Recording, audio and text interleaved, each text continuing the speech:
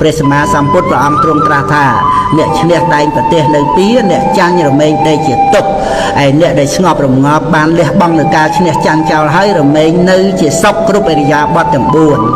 កូនហើយបើអ្នកណាមកធ្វើឲ្យកូនខឹងក្រោធកូនអាចចោលបានក៏ចោលទៅឲ្យអភ័យបានក៏ឲ្យអភ័យទៅចិត្តកូននឹងបានសុបាយមិនខូចសុខភាពរបស់ចិត្តឡើយការគិតទៅពីរឿងសងសឹកគ្រាន់តែដើម្បីឲ្យអស់គំនុំដើម្បីឲ្យសមចិត្តនោះពេលខ្លះអាចឲ្យសមចិត្តនិងសុបាយចិត្តបានខ្លះប៉ុន្តែបានត្រឹមតែមួយពេលមួយរយៈតែប៉ុណ្ណោះពីព្រោះផលនៃការសងសឹកបាននោះនៅមានទៀតតែលើក្រោយនេះកាចសាហាវណាស់វាតាមមកឲ្យយើងមានទុក្ខខ្លាំងក្លាអាចរហូតអស់មួយជីវិតក៏បានដូចជាសងសឹកហើយត្រូវរត់គេច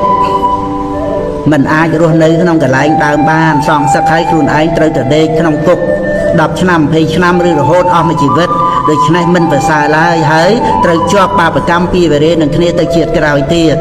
ការដែលនឹងពន្លត់ភ្លើងគំនុំបាននោះនៅត្រង់ការឲ្យអភ័យនិង